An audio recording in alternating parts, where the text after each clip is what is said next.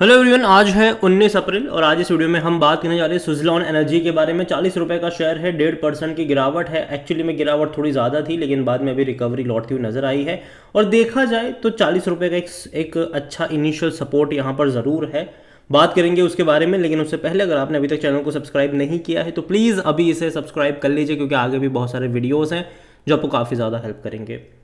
तो देखिए, 40 रुपये का शेयर है सुज़लॉन का। 1.5% का डिक्लाइन पिछले एक महीने में अगर हम देखें तो एक महीने में 9% की तेज़ी। 36 रुपये से अच्छी रफ्तार थी 43 पे जाने के बाद अगर आप देखो तो बहुत ही साइलेंटली ही सही, लेकिन ये नीचे की तरफ आ रहा है।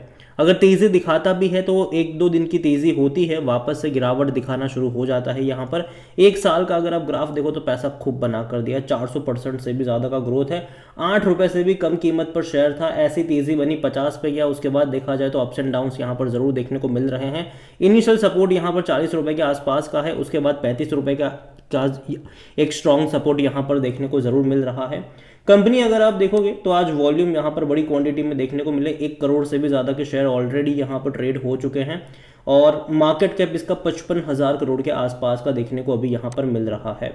देखिए, कंपनी डेफिनेटली एक बहुत ही ख़राब कंपनी हुआ करती थी, लेकिन पिछले कुछ महीनों में सिचुएशन यहाँ पर बदली ज़रूर है और फंडामेंटली इम्प्रूवमेंट आए हैं, जिसके चलते शेयर में भी तेज़ी देखने को मिली। और हालांकि 8 रुपये से अगर शेयर मान लो कि इतनी बड़ी तेज़ी दिखाता है तो जाहिर सी बात है थोड़ा बहुत करेक्शन यहाँ पर देखने को मिलेगा।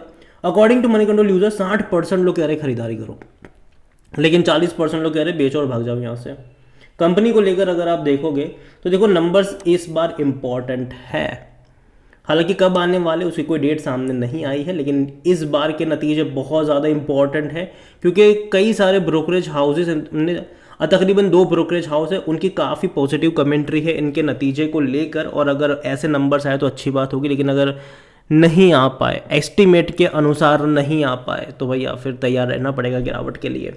और जहाँ तक बात करी जाए इस कंपनी में, तो यहाँ पर अगर आप इसके पी की बात करें तो 80 का है। देखो महंगा है ये, सेक्टर पी 61 का है, हाई वैल्यूएशन के ऊपर बैठा हुआ है ये, क्योंकि देखो एक्सपेक्टेशन बहुत ज़्यादा बढ़ चुकी है इस कंपनी से कि भैया यहाँ से देखो कंपनी फंडामेंटल काफ़ी अच्छा इंप्रूवमेंट है। जैसे कि अगर आप देखो तो यहाँ पर कंपनी ने जो अपना डेट था उसको चुकाया, जिसके चलते ये अजम्पशन है कि आने वाले टाइम में अगर डेट चुकता हो गया है तो जो पैसा इनका इंटरेस्ट के तौर पर जा रहा था वो अब बचने लगेगा।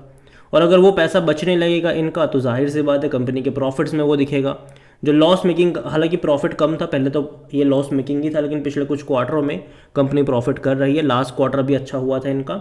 इस अभी जो मार्च के नंबर्स आने वाले हैं उसको लेकर भी एक्सपेक्टेशन बहुत ज़्यादा लोगों की है। यहाँ पर 100% लोग कह रहे खरीदारी करो, सॉरी 100% एनालिस्ट खरीदारी की बात कर रहे हैं। फिनेंशियल्स अगर आप देखोगे यहाँ पर इसके, तो लास्ट क्वार्टर में 1500 करोड़ के आसपास के इनके रेवेन्यू थे। अभी कई सारे ब्रोकरेज हाउस की जो कमेंट्री आ रही है उसके अकॉर्डिंग उनको लगता है कि इनका जो रेवेन्यू होगा वो 2500 करोड़ से भी ज़्यादा का होगा। और जो प्रॉफिट 203 करोड़ का था लास्ट क्वार्टर में, अभी ब्रोकरेज हाउस की कमेंट्री ये एक्सपेक्ट कर रही है कि 250 से 330 करोड़ के आसपास के इनके प्रॉफिट्स होते नज़र आएंगे। तो जाहिर सी बात है ये अच्छे नंबर्स है अगर ऐसे रिपोर्ट करते हैं तो, अगर ऐसे नंबर्स देखने को मिलते हैं तो। और कुछ ब्रोकरेज हाउस ने 50 रुपये तक के भी टारगेट्स यहाँ पर दिए हुए हैं। लेकिन अगेन ये अजम्पशन के ऊपर है कि अगर ऐसे क्वार्टरली नंबर्स आएंगे तो कहीं ना कहीं बेहतरीन चीज़ होगी इसके लिए।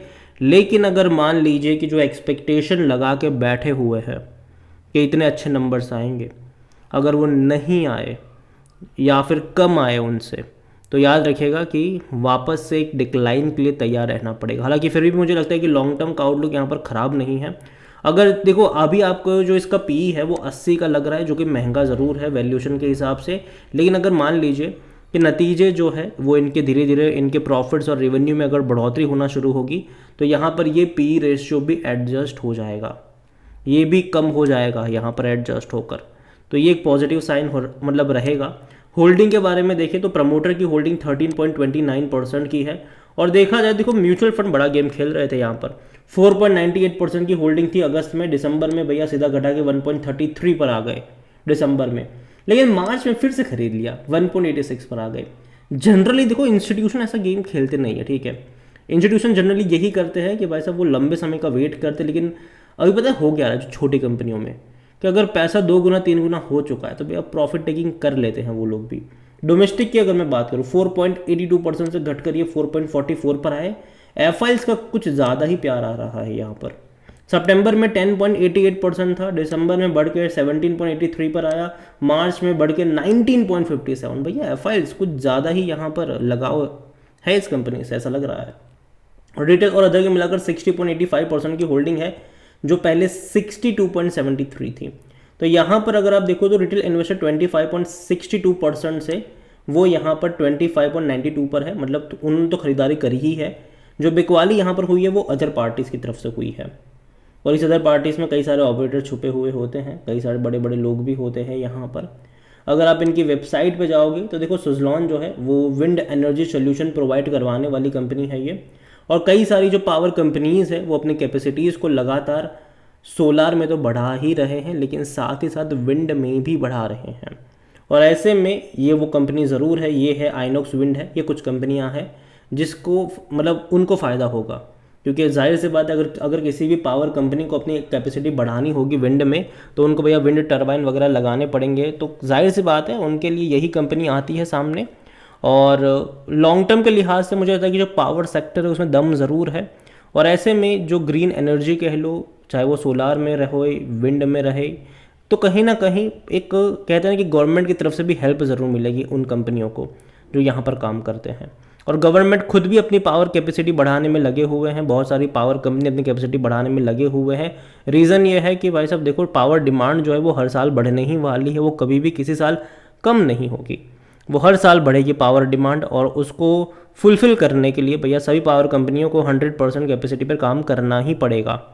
तो ऐसे में अपनी कैपेसिटी पे 100% काम करेंगे, लेकिन अपनी कैपेसिटी बढ़ाएंगे भी, ताकि रेवेन्यू और बढ़े, प्रॉफिट्स और बढ़े, और अच्छी खासी इनका मुनाफा भी होता रहे यहाँ पर। तो देखिए ओवरऑल अगर मैं बात करूँ सुजलॉन को लेकर तो कंपनी ख़राब नहीं है, लेकिन इनिशियल सपोर्ट 40 रुपये का है, अगर वो तोड़ दिया इसने तो आपको 36 रुपये तक के भी लेवल देखने को मिलेंगे, लेकिन हाँ वो लेवल होगा खरीदारी का। यहाँ से मैं इतना ही कहूँगा कि है तो होल्ड करो, कोई दिक्कत की बात नहीं है, लेकिन अगर आने वाले टाइम में अगर यहाँ से करेक्शन बनता है तो मुझे लगता है कि हर 10% के डिक्लाइन पर ऐड करने के मौके आपको यहाँ पर ढूंढने चाहिए।